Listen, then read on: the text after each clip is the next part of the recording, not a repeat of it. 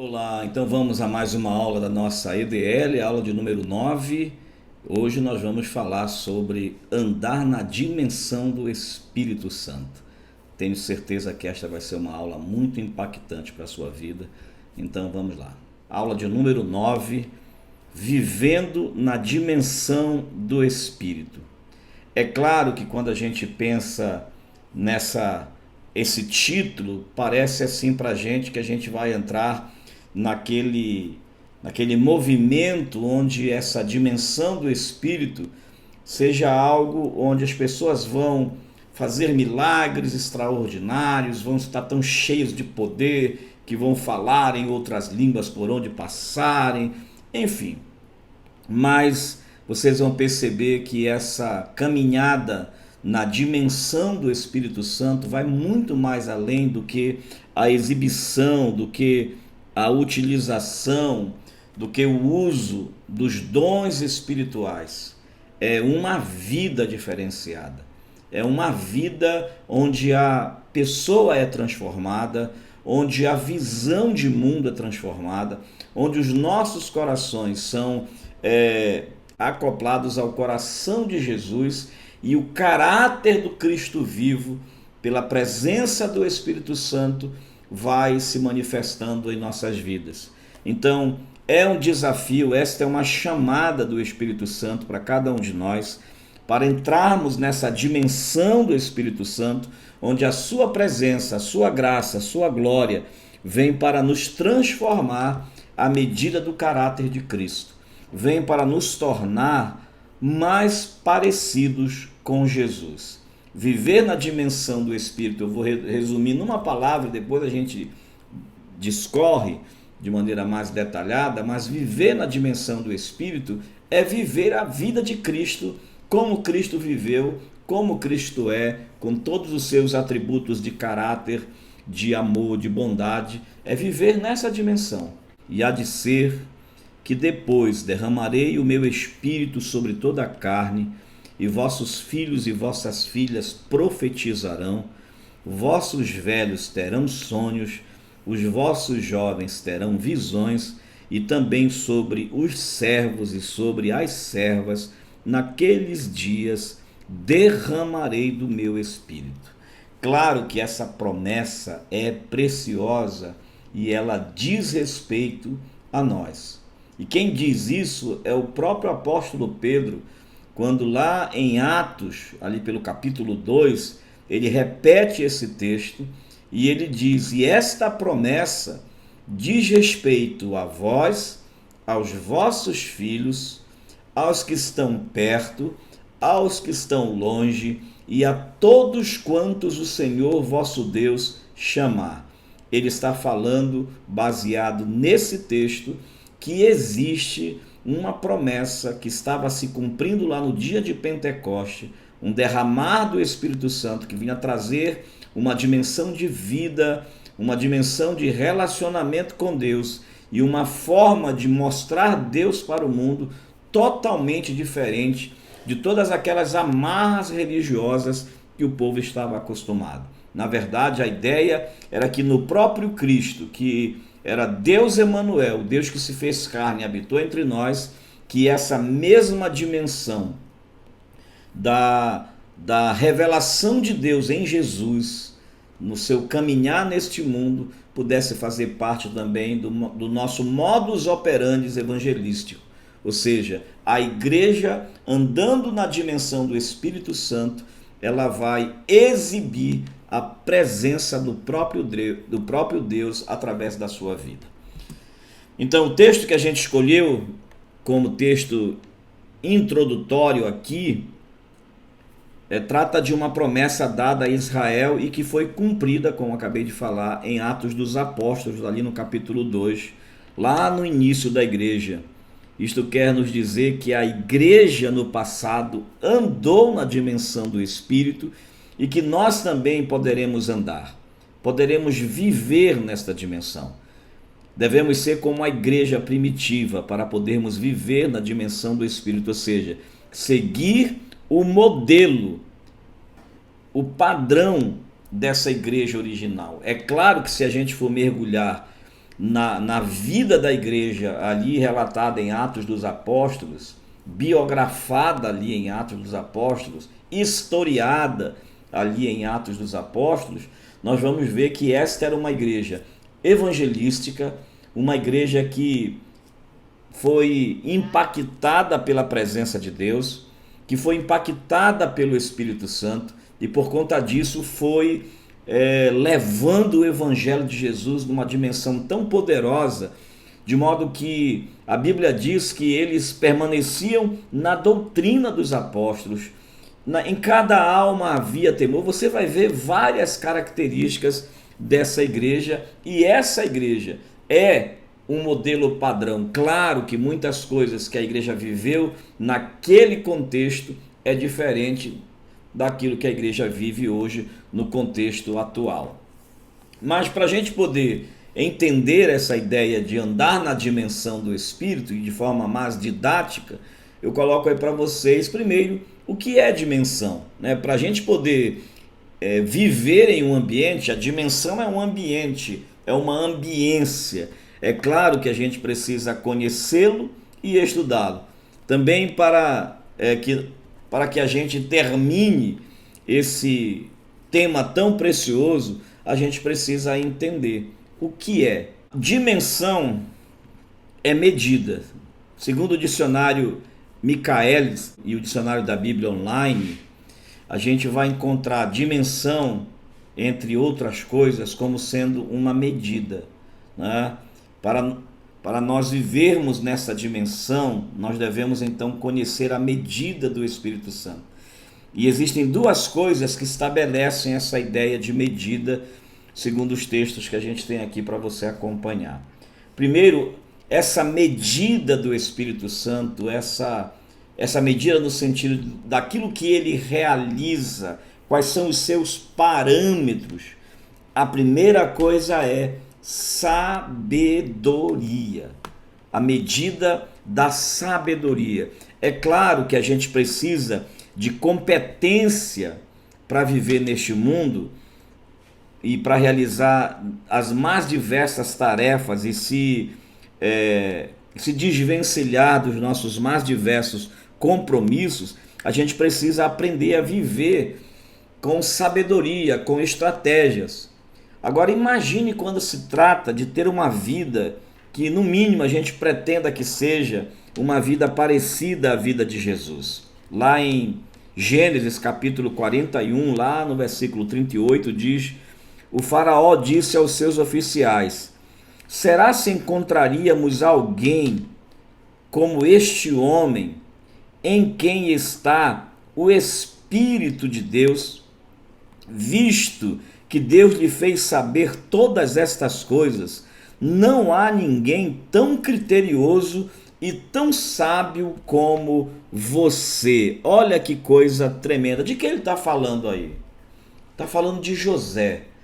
José, um homem que experimentou uma dimensão de vida em que todos os seus recursos para sobreviver, desde a saída da casa do seu pai ao ser negociado, vendido pelos seus irmãos, até chegar na casa de Potifar e depois na prisão, e saindo da prisão, indo servir na casa do rei e ali recebendo toda a sabedoria de Deus para lidar com todas as situações e especialmente para revelar ao rei, para revelar a Faraó aquilo que Deus, no seu oculto, na sua profundidade, estava comunicando àquela nação e aquelas nações, e especialmente aquele Faraó, traz pelo Espírito Santo a um jovem chamado José, que padeceu, sofreu, que teve todas as agruras que alguém pode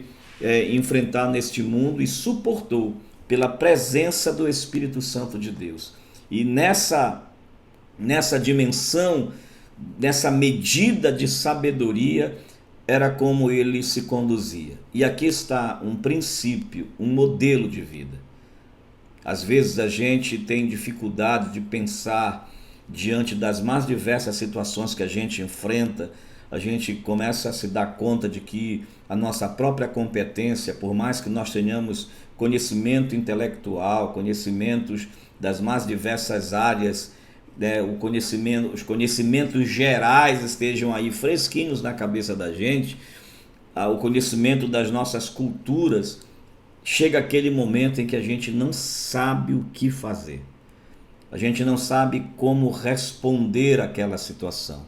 É nesse momento que o Espírito Santo nos leva na dimensão da sabedoria para nos conduzir. Foi isso que o próprio Senhor Jesus falou para os discípulos quando ele disse aos discípulos que quando o Espírito Santo viesse, o Paracleto, quando ele viesse, ele iria conduzir os discípulos, ele iria guiar os discípulos, iria fazer os discípulos lembrarem de tudo quanto Deus havia, aliás, de tudo quanto Cristo havia ensinado a eles. Então é essa dimensão de sabedoria, é esse andar com sabedoria neste mundo, diante das mais diversas situações, inclusive daquelas situações antagônicas em que você se sente numa espécie de encruzilhada, de Cadisbarneia, um monte de indecisão, onde você olha diante de você e diz, não sei para que lado vou. É nessa dimensão que o Espírito Santo de Deus trabalha. Vamos ler aqui Êxodo capítulo 31, Êxodo capítulo 31, no versículo 3. E o enchi do Espírito de Deus, dei a ele habilidade, inteligência e conhecimento artístico para desenhar e trabalhar em ouro, prata. Olha só que coisa, isso aqui é muito tremendo. Você sabe de quem ele está falando? Se eu não estou equivocado, é de Bezaleel, Bezaleel, que foi um dos artífices que Moisés chamou para fabricar as peças lá do tabernáculo de Moisés. Estamos falando de candelabro, estamos falando da mesa dos pães, estamos falando da arca da aliança, do altar de incenso, de todo o mobiliário, todas as suas peças. Deus deu àquele homem, veio sobre ele uma ação poderosa do Espírito Santo, porque por mais que ele fosse extremamente habilidoso e conhecedor de toda a arte, como artesão, como artífice, ourives que era, mas Deus veio ainda e potencializou tudo isso e fez com que ele fosse um homem extremamente virtuoso na arte, naquilo que ele iria fazer no tabernáculo, no sentido de preparar tudo aquilo que Deus havia dado, todo o modelo, todo o desenho. O que é que isso significa? Que essa dimensão do Espírito Santo faz com que as minhas capacidades humanas, as minhas habilidades humanas, que eu consagro para a obra de Deus, elas sejam potencializadas, elas sejam amplamente estendida, para que seja melhor do que seria sem essa ação e virtude do Espírito Santo nesse andar na sabedoria, na inteligência e no poder de Deus. Quantas vezes nós já vimos pessoas que pareciam pessoas tão indoutas, tão sem conhecimento, algumas pessoas até, entre aspas, semi-analfabetas, mas trazendo palavras de sabedoria tremendas e poderosas, porque o Espírito Santo de Deus veio sobre ela. E aqui, olha, para você que diz, eu não tive tempo, eu não tive condições de fazer uma faculdade, de estudar, de me formar num seminário teológico, tudo isso é muito bom, mas nada substitui esse andar na dimensão do Espírito Santo. Nada substitui a vida de oração que nos leva à presença do grande mestre, do mestre de todos os mestres, o Senhor Jesus, e auxiliados de perto pelo Espírito Santo de Deus. É nessa dimensão que ele nos leva. Nós muitas vezes nos aconselhamos com pessoas que a gente imagina que não tem conhecimento, mas cheios do Espírito Santo, vêm, nos orientam, nos aconselham, nos dão palavras que a gente já havia pensado de todas as formas, buscando todos os nossos recursos intelectuais, mas vem alguém cheio do Espírito Santo e traz uma palavra de sabedoria. Isso é dom de Deus, ministrado a nós pelo Espírito Santo. Aí você vai ver nessa outra dimensão, como consequência, nessa medida que o Espírito Santo nos permite viver, vem a força e a liderança. Vamos ver aqui Juízes, capítulo 3, versículo 10. O Espírito do Senhor controlou completamente Otoniel e ele exerceu as funções de juiz do povo de Israel, de modo que quando ele comandou as forças de Israel contra o exército do rei Cusã-Risataim, o Senhor entregou o rei da Mesopotâmia nas mãos de Otoniel e ele foi derrotado. Olha só como ele vem, gente. E agora eu aproveito para falar com você que é líder, para você que está sendo treinado na nossa EDL, a nossa Escola de Desenvolvimento de Líderes, que toda a potencialização que a gente tem através dos treinamentos e todo o potencial que a gente já tem de liderança, eles são amplificados pela presença do Espírito Santo de Deus em nós. Encha-se do Espírito Santo, encha-se da presença de Deus, seja companheiro, seja um caminhante que caminha ao lado do Espírito Santo, para que você seja como pastor, seja como líder de jovens, seja como líder da sua casa, como pai, como mãe, como irmão mais velho, seja como líder das crianças, seja qualquer atuação que você esteja envolvido, como diácono, por exemplo, da igreja, seja lá qual for a sua atuação, que através desse poder de liderança ministrado sobre o Espírito, aliás, pelo Espírito Santo em nós, a gente consiga desenvolver muito melhor a obra que ele nos deu a fazer. Então, andar na dimensão do Espírito Santo é receber essa qualificação de liderança, essa força, essa autoridade, essa condição de desempenhar de maneira correta, de maneira eficaz, eficiente, a missão que a gente foi comissionado a fazer. Hoje pela manhã eu coloquei lá no grupo dos líderes da EDL, eu coloquei quais são as 3 características mais importantes na vida de um líder, né? Eu coloquei lá, é saber controlar as suas emoções, é saber receber críticas, é saber tomar decisões. E ali houve, né, um debate muito bom, todo mundo participou. Mas olha, se a gente olhar para essas 3 coisas, a gente vai aprender a controlar as nossas emoções se enchendo do Espírito Santo. A gente vai aprender a lidar bem com as críticas se enchendo do Espírito Santo. A gente vai aprender a tomar decisões sábias, corretas, ou no mínimo aprender a tomar decisões, a não ficar tipo Maria vai com as outras, mas aprender a se posicionar e tomar decisões sendo cheio do Espírito Santo. É essa capacitação, é essa dimensão que o Espírito Santo de Deus está nos convidando, está nos chamando e nesta aula de hoje está nos propondo. Existe um outro conceito, que é o conceito de grandeza e importância. É claro que quando a gente pensa em grandeza, a gente pensa logo em, né, especialmente com essa mentalidade muito ensinada nos nossos dias, em grandeza no sentido de engrandecimento. Mas quando a gente pensa em grandeza, estamos falando de grandeza de caráter, grandeza de atitude, não é? Então vamos lá.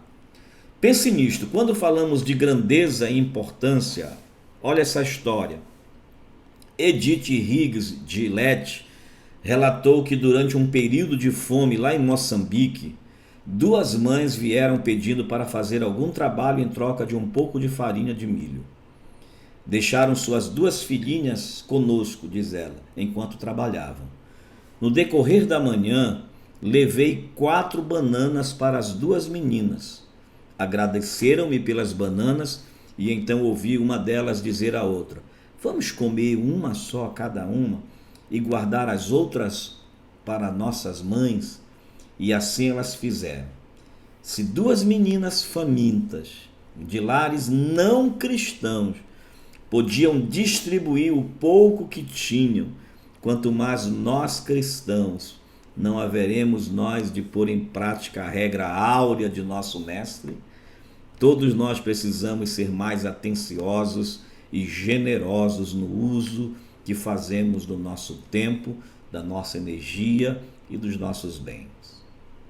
Acima de tudo, precisamos do Espírito Santo de Cristo, do Espírito de Cristo, como base de todos os nossos atos.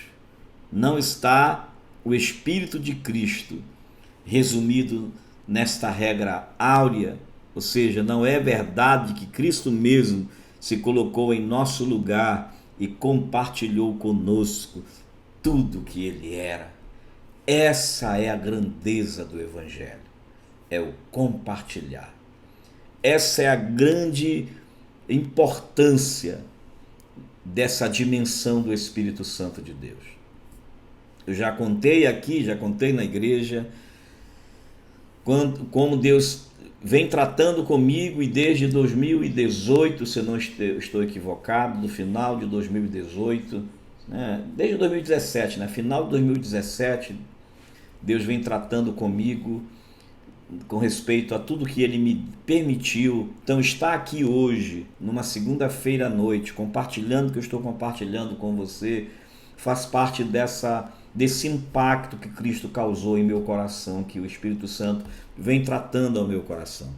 Eu estou atrás, eu estou buscando, eu estou estudando, pesquisando, orando para servir, para compartilhar. Então, é essa dimensão, muito mais do que uma dimensão em que eu, dentro da minha casa, começo a orar e começo a perceber que eu estou tendo alguma revelação, é essa dimensão em que essa revelação ela faz com que eu leve às outras pessoas o atendimento de suas necessidades, sejam elas espirituais, intelectuais, emocionais ou necessidades básicas, fisicamente falando, que é alimentar o próximo. Então, essa dimensão, enquanto grandeza e importância, é que nos coloca nessa dimensão em que o Espírito Santo, em trabalhando em nós, nos faz relevante. Faz com que a igreja seja relevante, que ela não seja apenas um grupinho de pessoas elitizadas que se reúnem e acham que porque cantam algumas canções e fazem algumas orações são melhores do que os outros, são mais importantes do que os outros. Não é isso. Essa dimensão de grandeza e importância nos faz ter atitudes grandiosas, nos faz ter a grandeza de caráter, grandeza de atitudes, de relacionamentos. É um desafio. Talvez não seria isso que a gente imaginava quando se pensava em andar na dimensão do Espírito, mas é para isso, para que a gente consiga ser menos mesquinhos, menos fofoqueiros, para que a gente consiga ser menos odiosos, menos ressentidos, menos amargurados, menos egoístas, menos interessados por nós mesmos e mais interessados pelos outros, menos preguiçosos, menos recolhidos e mais expostos ao bem do outro. Que a gente pare de ficar lambendo as nossas próprias feridas, que a gente pare de ficar se lamentando das nossas próprias dores, que a gente pare de ficar falando dos nossos próprios cansaços, demandas, angústias e dores, e a gente comece a entrar num processo de resiliência, de restauração pela presença do Espírito Santo de Deus em nós, em que mesmo tendo apenas 2 bananinhas, a gente consegue separar uma para abençoar alguém. mesmo tendo pouca força, como diz a carta, eu acho que a igreja da Filadélfia lá em Apocalipse, mesmo tendo pouca força, tu não negaste o meu nome. Mesmo tendo poucos recursos, e mesmo vivendo no meio da luta, da dificuldade, do problema, o Espírito Santo de Deus vem sobre nós e nos leva a atitudes, a gestos de grandeza. Podemos entender então que a dimensão é grandeza e importância, de acordo com o dicionário. Então, se queremos viver na dimensão do Espírito Santo, nós devemos aprender a grandeza e a importância de vivermos em espírito. E aí o que é que acontece? Este Espírito de Deus te transforma em outro homem, como ele fez lá em 1 Samuel capítulo 10, versículo 6, quando ele trata lá, se eu não estou equivocado nesse texto, ele trata com Saul, quando Saul está sendo consagrado, quando Saul vai ser consagrado como rei, por um pedido do próprio povo de Israel. O Espírito Santo vem sobre Samuel, o profeta, e ao ungí-lo, ao consagrá-lo, olha o que ele diz: nesse momento, o Espírito do Senhor virá poderosamente sobre você, e você profetizará com eles, e será transformado em uma nova pessoa. Quantas vezes você já disse para você mesmo, já bateu a cabeça na parede ou já esmurrou a cabeça dizendo: eu não quero ser assim, eu não gosto de ser assim, eu queria mudar, eu queria ser outra pessoa? É o Espírito Santo de Deus, é esse andar com o Espírito Santo que nos leva para essa dimensão em que nós somos transformados, em que todas aquelas rachaduras e fissuras estranhas do nosso comportamento, do nosso caráter, da nossa forma de lidar com as pessoas, o Espírito Santo vem e vai batendo ali, dizendo: olha, ajeita aqui, vou te dar força. Não pode desistir, é um caminhar constante. Caiu, levanta, busca, ora, anda de novo. É um processo de busca constante. E é só o Espírito Santo. A gente às vezes quer mudar as pessoas na marra, não é? A gente quer chegar lá e transformar, e é o Espírito Santo que faz isso. Este Espírito de Deus fala por você. Vamos ver aqui 2 Samuel capítulo 23. Veja aí na sua Bíblia, capítulo 23, versículo 2. O Deus de Israel falou, a rocha de Israel me disse: quem governa o povo com justiça, quem reina com temor. Deixa eu ver, é isso mesmo, 23, 2? É o 2. O Espírito do Senhor falou por meio de mim, e a sua palavra estava na minha boca. Você não tem noção de quanto isso é significativo, de quanto isso é precioso quando você sente que Deus está falando através da sua boca, que Deus está atendendo a uma necessidade, a uma demanda, fazendo uma orientação, dando um rumo, uma palavra de sabedoria, de reorganização da vida de alguém através da tua boca. Quando o Espírito Santo vem, essa é a dimensão que ele coloca em nossos lábios a palavra certa, na ocasião certa, produzindo o resultado que deveria ser produzido, que deveria acontecer. Então agora aqui, que a gente já aprendeu que dimensão, o que é que ela significa, vamos olhar lá para a igreja primitiva, como eu falei lá no início da aula, que ela é esse modelo, como a igreja primitiva viveu essa incumbência, como ela andou nessa dimensão.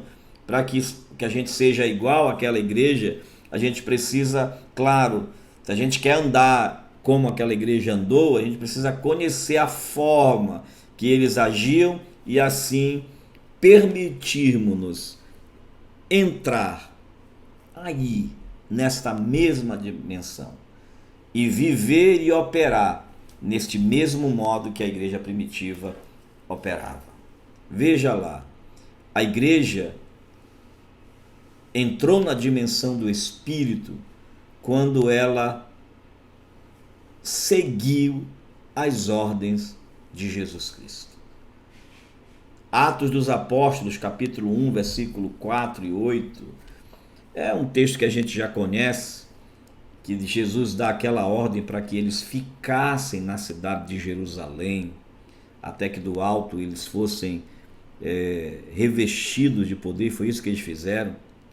Quando a gente segue as ordens de Jesus Cristo, então sabemos que devemos esperar por Ele e perseverar. Tem coisas que não adianta você querer colocar os pés diante das mãos, que não adianta você querer fazer pelas forças do seu próprio braço. É aquele momento em que Deus está dizendo: espera, fica em Jerusalém, fica no cenáculo, fica na oração, fica ali na espera, na espreita, na escuta, fica em stand-by, espera que Ele está operando, que Ele vai enviar a direção, o caminho, a força, o poder, a autoridade. Foi isso que aconteceu. A igreja, depois que Jesus foi assunto aos céus, o apóstolo Pedro e os demais discípulos, mesmo contristados, mesmo aflitos e angustiados, eles foram fazer o que Jesus mandou lhe fazer. Eles fazerem o quê? Esperar e perseverarem e ficarem ali. Havia uma promessa. Se você tem um chamado de Deus, se você tem uma promessa de Deus, e Deus está dizendo: te aquieta, espera, então faça isso, espere. Mas não é para você esperar o resto da sua vida também. Tem gente que está dizendo: não, eu estou esperando Deus falar comigo. Aqui foi clara a ordem de Jesus: até que do alto sejais revestidos de poder. Muitas vezes desistimos das bênçãos do Senhor porque achamos que o tempo está ainda muito longe e que nunca chega este momento. A igreja primitiva ficou aguardando e perseverando.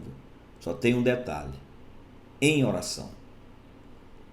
Tem muita gente que cansa, se desvia. A espera real é na estação da oração, é na estação da busca. Esperar, mas orar. Esperar, mas buscar ao Senhor. Esperar, mas estar diante dele. Então, muita gente diz assim: não, eu estou esperando em Deus.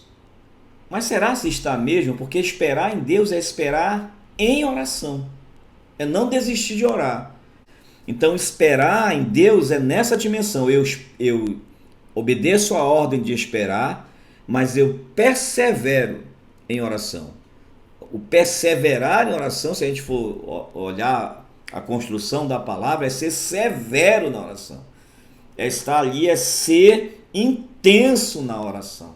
É ser indesistível na oração. Tem gente que diz assim: olha, eu não estou indo à igreja, mas eu estou dando um tempo para ver se eu me reconecto com Deus. Aí chega em casa, você pensa que ela está orando. Não está orando. Não está orando. Ah, não. Eu não estou desviado. Mas não está buscando a Deus e, consequentemente, está se distanciando cada vez mais de Deus e usando a desculpa de que estou dando um tempo para mim.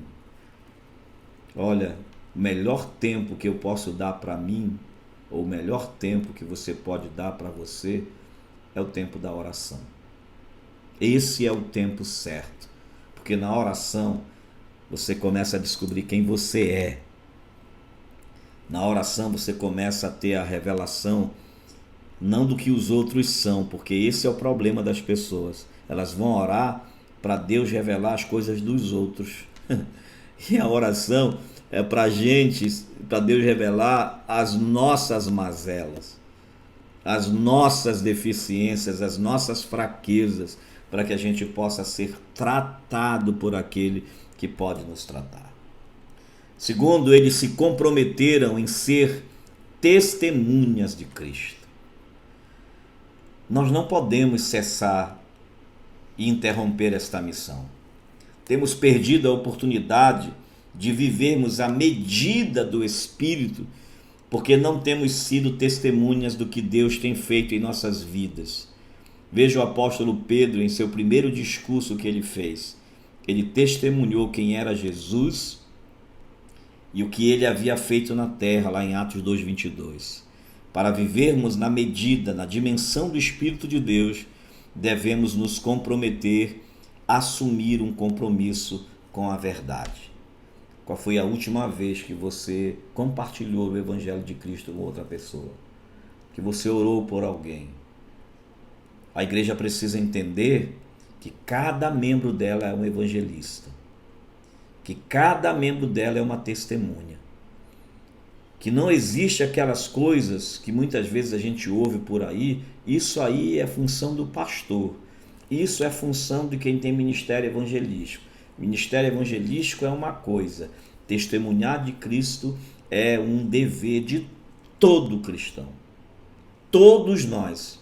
Andar na dimensão do Espírito é receber poder, autoridade, sabedoria, conhecimento para compartilhar e testemunhar a respeito de quem é Jesus.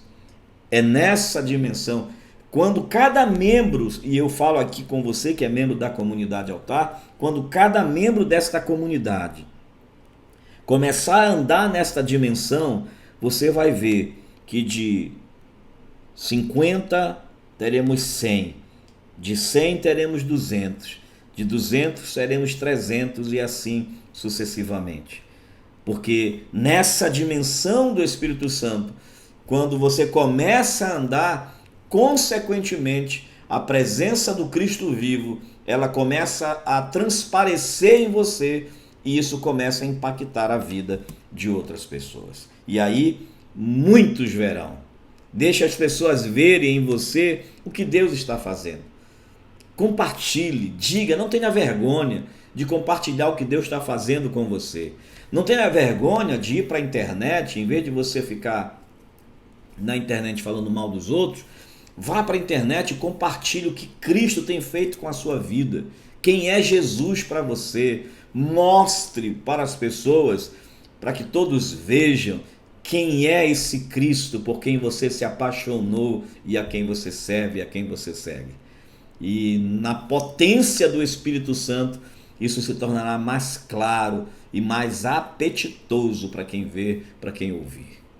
Muitos temerão. Lá na igreja primitiva, os mesmos saduceus e fariseus tinham vontade de matar os discípulos de Jesus, mas eles temiam.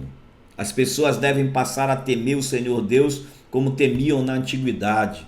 Sabe por que hoje ninguém teme mais os homens de Deus? Ninguém respeita mais os homens de Deus? Porque eles declinaram da posição de homens de Deus e passaram a ser porta-vozes de uma política, de uma politicagem, de uma estrutura administrativa e não mais alçaram as suas vozes como profetas, como homens de Deus. Quando o homem de Deus fala, cheio do Espírito Santo, cheio da presença de Deus, seja lá na faculdade, alguém pode tentar te ridicularizar, mas se você estiver transbordando de Deus, eles vão temer, eles vão respeitar, eles vão ver que ali não tem um crentezinho metido à besta, mas tem um homem, uma mulher, um adolescente, um jovem cheio do Espírito Santo. Muitos confiarão. A Igreja de Cristo deve ter esta grandeza em si. Devemos permitir que o povo aprenda como confiar no nosso Deus através de nosso testemunho. A gente parou de testemunhar das grandezas de Deus. A gente parou de falar a respeito do que Deus faz. Sabe o que a gente está fazendo? A gente está falando de nós mesmos. Nós estamos falando do que nós estamos fazendo, das nossas próprias habilidades, sabedorias e conhecimentos, dos nossos recursos pessoais, quando a gente precisa aprender a mostrar para as pessoas Como é bom confiar em Deus no meio das lutas, no meio das dificuldades, no meio dos problemas. As pessoas querem uma palavra, elas estão aflitas, elas estão angustiadas, elas estão sofridas, elas querem ouvir alguém que traga algo que lhes dê esperança. Elas precisam, hoje, nesse tempo de pandemia, as pessoas precisam reaprender a confiar em Deus. É um processo de reaprendizagem. Aprender novamente a confiar num Deus que tem o controle sobre todas as coisas. E só andando nessa dimensão que nós vamos conseguir levar as pessoas a um relacionamento com Deus e a confiar em Deus, que é o que mais nós precisamos nesses dias. Podemos resumir esse pensamento de testemunho na novela, no grande filme chamado Ben-Hur, de Leo Wallace. Ele duvidava da Bíblia, o autor, né, que é um clássico, e resolveu escrever a novela Ben-Hur, a fim de provar que o cristianismo era falso. Contudo, estudando as Escrituras para contradizê-la, Wallace descobriu nelas justamente a repreensão, a correção e a educação na justiça de que tanto precisava. A palavra de tal forma, a palavra de Deus de tal forma, lhe transmudou o pensamento que acabou por escrever a novela em alto tributo ao recém-achado Senhor. Na verdade, passou a ser um grande tributo ao Cristo ressurreto. E para os homens pensantes de todos os séculos, as Escrituras Sagradas assumem posição preeminente acima de todos os outros livros. Isaac Newton referiu-se ao Evangelho como a mais sublime filosofia da Terra. Goethe disse: para mim, os Evangelhos são verdadeiros desde o princípio até o fim. Benjamin Franklin, Abraham Lincoln, Franklin Roosevelt, Dom Pedro II e tantos outros líderes já renderam elevado tributo ao poder do livro do céu. E são os romancistas Coelho Neto, e são do romancista Coelho Neto, as palavras: homem de fé, o livro de minha alma aqui o tenho. É a Bíblia, o pão para minha fome de consolo, a luz nas trevas das minhas dúvidas, o bálsamo para as dores das minhas agonias. Eis o livro, que é a valise com que ando em peregrinação pelo mundo. Tenho nele tudo. Aí você pode ver 2 Timóteo 3,16. Toda a Escritura nos foi dada por inspiração. A outra tradução diz: toda a Escritura é divinamente inspirada e é útil para nos ensinar que é verdadeiro e para nos fazer compreender o que está errado em nossas vidas. Ela nos endireita e nos ajuda a fazer o que é correto. É esse livro sagrado que o Espírito Santo de Deus usa como instrumento. Então a gente encontra aí na igreja primitiva, que seguiu as ordens de Cristo, que foram testemunhas agora, uma vez que sabemos o que é dimensão, sabemos como a igreja entrou nessa dimensão, cabe a nós também apenas lutarmos para que quando o Senhor Jesus volte, nos encontre nessa medida de grandeza e importância. Deus abençoe você.